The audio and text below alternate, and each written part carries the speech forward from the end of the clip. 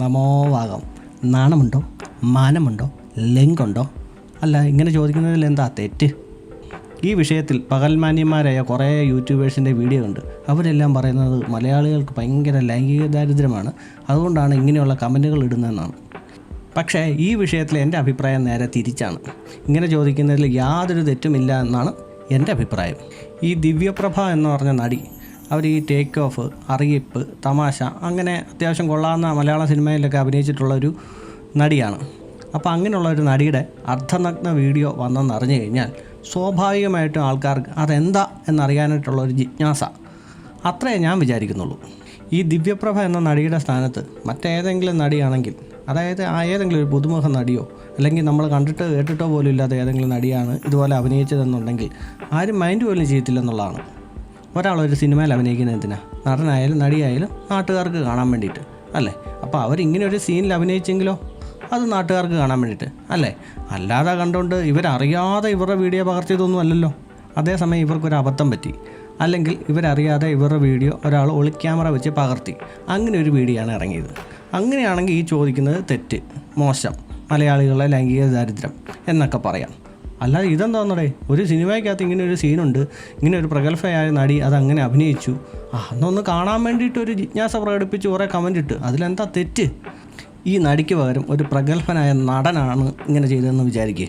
അതായത് നമ്മുടെ കുറേ യുവനടന്മാരുണ്ടല്ലോ, പ്രഗത്ഭരായിട്ടുള്ള നടന്മാർ, ഇവന്മാരാരെങ്കിലും ആണ് ഇതുപോലുള്ളൊരു സിനിമയിൽ നഗ്നനായിട്ട് അഭിനയിച്ചത് എന്ന് വെക്കുക. ഈ കണ്ട മലയാളികൾ എല്ലാവരും അവൻ എന്തോ തുണിയില്ലാതെ അഭിനയിച്ച് അതിൻ്റെ വല്ല ലിങ്ക് വല്ലതും കിട്ടുകൂടെ എന്ന് ചോദിക്കുമല്ലേ?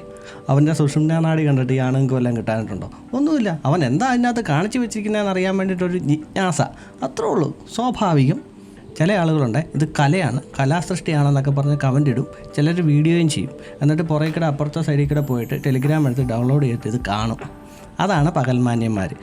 എനിക്ക് തോന്നുന്നത് ഈ നാണമുണ്ടോ, മാനമുണ്ടോ, ലിങ്ക് ഉണ്ടോ എന്ന് ചോദിക്കുന്ന ആളുകളുണ്ടല്ലോ, അവരൊന്നും അത്ര വലിയ വിഷമാണെന്ന് എനിക്ക് തോന്നുന്നില്ല.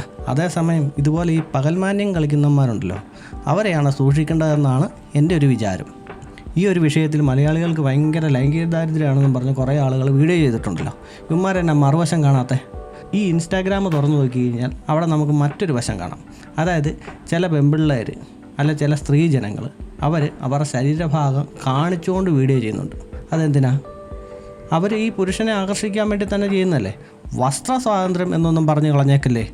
അത് ആണുങ്ങൾക്ക് ഇങ്ങനെ ലൈംഗിക ദാരിദ്ര്യമുണ്ട് എന്ന് അറിഞ്ഞുകൊണ്ട് ഇത് കാണിച്ചു കഴിഞ്ഞാൽ ഉടനെ നമുക്കങ്ങ് റീച്ച് കിട്ടും എന്ന് മനഃപൂർവ്വം അറിഞ്ഞുകൊണ്ടല്ലേ ഇതൊക്കെ ചെയ്യുന്നത്.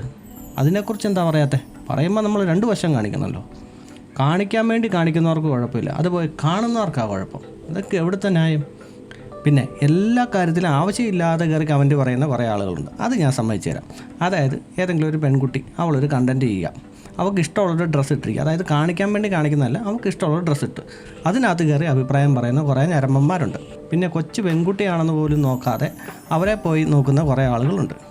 ഒരമ്മ ഒരു കുഞ്ഞിന് പാല് കൊടുത്താൽ അത് ഒളിഞ്ഞു നോക്കുന്ന കുറേ അമ്മമാരുണ്ട്. അവരെയൊക്കെ ഞരമ്പന്മാരെന്ന് പറയാം. അല്ലാതെ ഈ വിഷയത്തിലോട്ട് വന്നു കഴിഞ്ഞാൽ ഇത് ലൈംഗിക ദാരിദ്ര്യമോ ഞരമ്പോ ഒന്നുമല്ല, ഒരു ജിജ്ഞാസ, അത്രയും കണക്ക് കൂട്ടിയാൽ മതി. ചില ബുദ്ധിജീവികൾ പറയുന്ന കേൾക്കാം, ഇത് കലയാണ്, കലയ്ക്ക് വേണ്ടിയിട്ടാണ്, ആ സ്ക്രിപ്റ്റ് ഡിമാൻഡ് ചെയ്യുന്നതാണ്, മറ്റേതാണ്, മറിച്ചാണ്, മാങ്ങാത്തൊലിയാണ്. ചില സിനിമകൾ കാണുമ്പോൾ അതിനകത്ത് ഇതുപോലെ ഇൻറ്റിമേറ്റ് സീൻസൊക്കെ കാണുമ്പോൾ അത് ആ സ്ക്രിപ്റ്റ് ഡിമാൻഡ് ചെയ്യുന്നതാണെന്ന് നമുക്ക് കൃത്യമായിട്ട് മനസ്സിലാവും. ഉദാഹരണത്തിന് നമ്മുടെ ഈ തന്മാത്ര എന്ന് പറഞ്ഞ സിനിമയിൽ മോഹൻലാൽ ഇങ്ങനെ എഴുന്നേറ്റ് പോകുന്നൊരു സീനുണ്ട്. പിന്നെ അദ്ദേഹം അതുപോലെ ബാത്റൂമിൽ നിന്ന് ഇറങ്ങി വരുന്നൊരു സീനുണ്ട്. ആ സത്യം പറഞ്ഞാൽ ആ സീൻ അതിനകത്ത് നിർബന്ധമായിട്ട് വേണമെന്ന് നമുക്ക് കൃത്യമായിട്ട് മനസ്സിലാവും.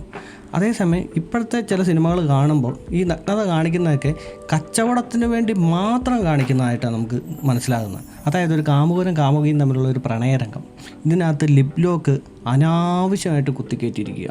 അതായത് ആ സീൻ അതിനകത്ത് ഇല്ലെങ്കിലും കുഴപ്പമില്ല.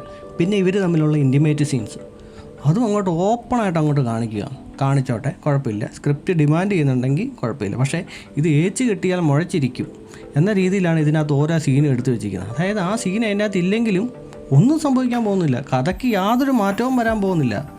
അങ്ങനെ രീതിയിലുള്ള കുറേ കച്ചവട തന്ത്രങ്ങളാണ് ഇപ്പം മിക്ക സിനിമയിലും പ്രയോഗിക്കുന്നത്. ഒരു പുരുഷനെ സംബന്ധിച്ച് അവന് ചില സ്ത്രീകളെ കാണുമ്പോൾ ചില അട്രാക്ഷനും കാര്യങ്ങളൊക്കെ തോന്നും. കാരണം ഈ സെക്ഷൽ ഹോർമോൺസ് എപ്പോഴും അതിൻ്റെ പണിയെടുത്തുകൊണ്ടേയിരിക്കും. നമുക്ക് ആ പാട് ചെയ്യാൻ പറ്റുന്നത് എന്താണെന്ന് വെച്ച് കഴിഞ്ഞാൽ വിവേകപൂർവ്വമായി പ്രവർത്തിക്കുക എന്നുള്ളത് മാത്രമാണ്. അല്ലാതെ നമ്മുടെ ചിന്തയെ നമുക്കൊരിക്കലും മാറ്റി നിർത്താൻ സാധിക്കുകയില്ല. അവസാനമായിട്ട് ഒന്നേ പറയാനുള്ളൂ, അതായത് ഇതുപോലുള്ള സീനുകളിൽ അഭിനയിക്കുന്ന നടിയായാലും ഇൻസ്റ്റാഗ്രാമിൽ ശരീരഭാഗങ്ങൾ കാണിച്ച് റീച്ച് ഉണ്ടാക്കാൻ ശ്രമിക്കുന്ന ആളുകളായാലും ഒന്നേ ഉള്ളൂ, അതായത് നിങ്ങൾ സമൂഹത്തിലോട്ട് ഇറങ്ങുമ്പോൾ ആളുകൾ നിങ്ങളെ അങ്ങനെ കാണത്തുള്ളൂ. അല്ലെങ്കിൽ ഈ പണിക്ക് പോകരുത്. ഇത് സോഷ്യൽ മീഡിയയാണ്. നിങ്ങൾ കാണിക്കുന്ന ഓരോന്നിനും പലർക്കും പല പല അഭിപ്രായങ്ങളുണ്ടാകാം, അല്ലേ? അതൊക്കെ ഫേസ് ചെയ്യാം എന്നുണ്ടെങ്കിൽ മാത്രമേ ഉള്ളൂ ഈ പരിപാടി കാണിക്കാവുള്ളൂ. നിങ്ങളൊരു മുറിയിൽ നിന്ന് കാണിക്കുന്ന കാട്ടായെല്ലാം ലോകം മൊത്തം കറങ്ങും. പിന്നെ നാളെ ആരെങ്കിലും കമൻ്റ് ഇട്ടിട്ട് അവരെ പോയി തെറി പറഞ്ഞിട്ട് കാര്യമില്ല. നിങ്ങൾ കാണിക്കുന്നതുകൊണ്ട് കാണുന്നു, അത്രേ ഉള്ളൂ. മലയാളത്തിലൊരു ചൊല്ലുണ്ട്, പാത്രം അറിഞ്ഞ് വിളമ്പണം. കേട്ടിട്ടുണ്ടോ?